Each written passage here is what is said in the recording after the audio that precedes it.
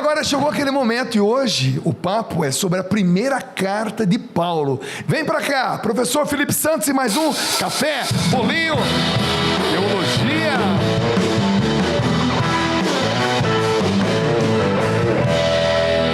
Felipe, primeira carta de Paulo. Foi pra quem essa carta? Endereçada a quem? Essa carta ela vai ser produzida ali na cidade de Corinto, mas ela é endereçada ao pessoal da igreja da Tessalônica. Tessalônica. Olha só que interessante, vamos conceituar, né?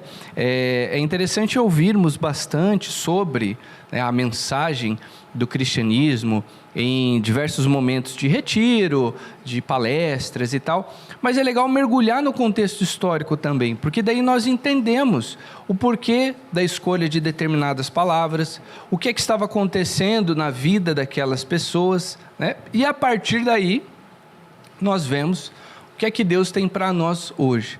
Então é interessante o seguinte, nós temos ali... que em vermelho aqui é todo o domínio romano naquela época, há 2023 anos atrás. Tudo aqui, tudo que está em vermelho, galera, é o que Roma dominava naquela época. Então, Aline, o desenho é dele, viu? Maravilhoso. Legal, né? Obrigado. Fui elogiado.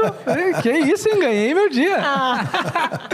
Então, olha só que interessante. Nós temos aqui a marcação de 3 pontos importantes. Primeiro, nós temos ali o coração do império, né? Roma. Depois, nós temos aqui Jerusalém, a capital de um povo monoteísta. Imagina, você tem aqui diversos povos dominados por um mesmo império, porém a regra geral aqui era o politeísmo. É uma diversidade gigante de classes sacerdotais, de vestes sacras, de liturgias, de calendários, mas um só era o César, uma só era a regra do jogo, né, para colocar em harmonia essa diversidade. Então aqui é muito importante. Outro é a cidade de Damasco, aqui, onde, né, o nosso personagem Paulo, ali em Atos dos Apóstolos, ele vai sair para, né, em uma jornada, perseguir a igreja, e vamos lembrar que naquele tempo, né, a igreja era vista como uma heresia judaica. E o que acontecia? Se acreditava muito nesse Deus dos cristãos, esse falso Messias, e se ele era o rei, se ele era o verdadeiro Salvador, se só ele você deveria ali fazer as suas ofertas, né? Só ele você deveria adorar, isso era um problema para Roma, porque também o César era visto como uma figura sagrada.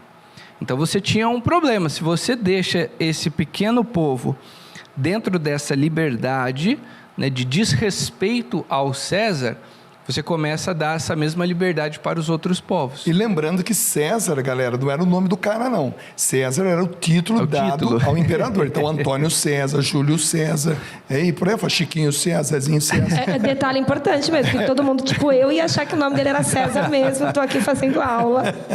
É bacana a gente saber isso. E é interessante o seguinte, né? O César, durante esse tempo em que Paulo vai produzir essa primeira carta, né, é Cláudio. E ele vai ser também lembrado, né, por muito jovem assumir o império. Ele vai ser um excelente estrategista, né, e também por alguns problemas, por causa dos cristãos, alguns judeus que vão viver ali uma espécie de mistura, de sincretismo com outras crenças ali dentro do Império Romano, e mais específico também na capital, ele vai afastar esses cristãos, esses judeus. A princípio, para o Império Romano não existia a diferença, era tudo monoteísta, tudo entre eles ali estava gerando um problema, então vamos afastar esse problema, não queremos conflitos internos. Então é legal que você tem já essa produção dessa carta, num tempo em que o cristianismo ele já está pronto, ele não vem como uma cultura em desenvolvimento. Ele não vem, nós achamos isso, nós vamos mudar isso, não é uma filosofia de vida, né? Então, é por isso que até hoje é um desafio muito grande estudar a Bíblia, entender essa linha de pensamento, porque Não tem como você separar o sagrado da cultura local. E aí, nesse tempo de perseguição, você tem essa jornada de Paulo que começa a levar para os povos pagãos, né, os gentios, essa novidade do cristianismo. Porém, como é que você vai explicar para quem não está esperando um Salvador que existe um Salvador que está vindo, né? Ou melhor, vai vir pela segunda vez. Né? Mas como assim? Ele veio a primeira? A gente nem ficou sabendo. Eu nem vi. Mas eu nem vi. Não aconteceu nada. Mas fui salva. Mas como assim? Ele vê que... Então, é interessante que uma coisa é você falar do Messias no território em que ele é esperado. Outra coisa é você dar esse conceito de Messias para outros povos que viviam outras vertentes religiosas, né? E você, na melhor didática possível, falar, olha, o que você está vivendo está errado. É isso aqui é o certo. Não no sentido de bom ou mal, mas no sentido de que o que salva e o que não salva. Então é legal que o cristianismo ele comece a provocar essas discussões. Não basta só estar certo. Tem que ser algo que leva à santificação. Então, o cristianismo começa a propor essas questões difíceis, né? Podemos passar... Próximo desenho, por favor. E aí é interessante que aqui, endereçado à região, né, da Tessalônica, Paulo vai estar aqui embaixo, na região de Corinto, e é interessante fazer essa comparação. Corinto era tida como, dentre as cidades do mundo grego, a mais pervertida. Verdade. Aqui não existia tinha... até um termo corintizar, não corintianizar. É diferente. É corintizar, né? Que era o termo... não é nada a ver com Corinthians, gente. Pelo amor de Deus. A cidade de Corinto, na Grécia, né? Então existia um termo de corintizar. Corintizar significava você estar ali perdido no meio de toda aquela... E bagunça. é interessante que uma das divindades mais cultuadas naquele local era a divindade de Afrodite, a deusa Afrodite. Então você tem ali uma das deusas principais da cidade, a deusa da fertilidade. Uma das classes sacerdotais que tinha ali as suas sacerdotisas, né?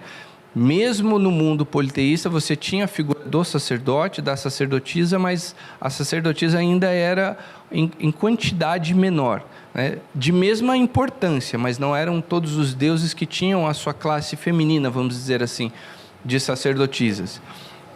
Mas você tinha lá essa adoração a esse ciclo da vida, né? Então, até a forma como as pessoas viam o relacionamento, né? O sexo, a família, a adoração, tudo era completamente diferente da nossa visão hoje. Então, olha que interessante, Paulo, ele quando vai produzir esse primeiro documento do Novo Testamento, ele está num território que pensa completamente contrário. Então, como falar ali naquele mundo grego, né, explicar um outro conceito de vida? Ou seja, ele está em Corinto, escrevendo para os tessalônicos. Para os tessalônicos. E observando toda aquela cultura. Então, as primeiras pessoas, vamos dizer assim, né, que não vão ler a carta, mas vão saber do conteúdo, né, a pessoa lá, ela não vai...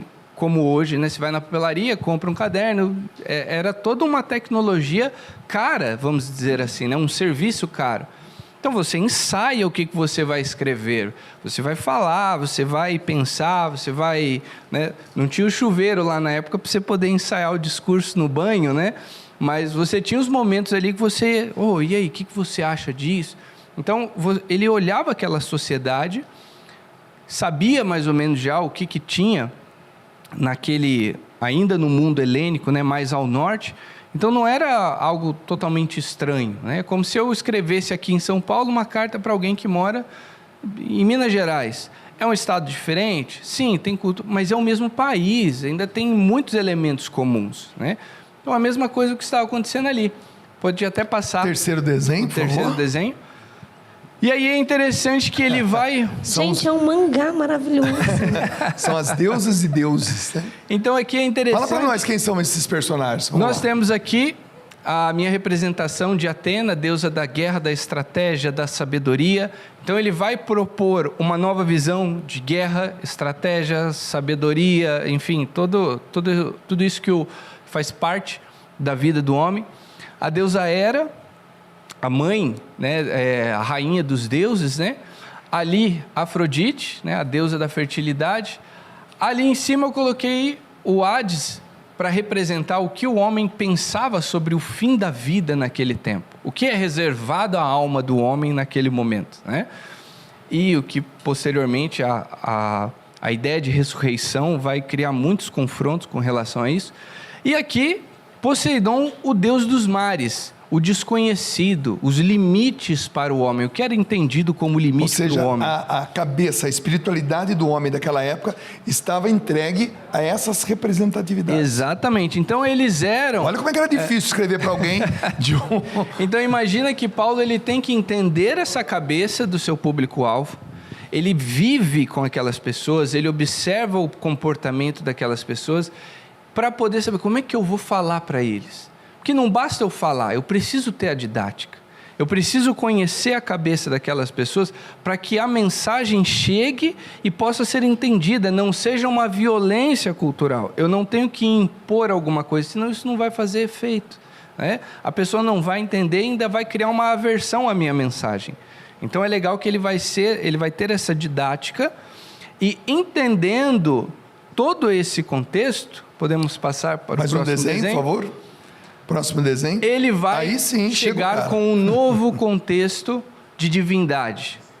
Como é essa presença da divindade? Como é alguém que era o mesmo ontem, hoje e sempre? Como é capaz, como é possível esse Deus que vem, que morre, que ressuscita, mas que está presente no pão, que está presente na nossa vida, mas não é uma espécie de idolatria como as imagens dos deuses pagãos.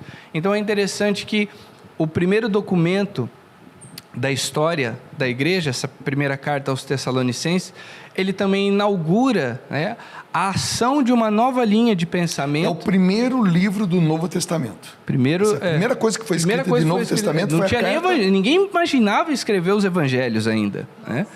Então, é muito interessante, porque nós temos aqui, em todos os sentidos, né? Paulo ali vai falar sobre a santidade, a caridade, a vinda desse Messias. Então ele está começando a colocar elementos que a humanidade ainda não conhecia.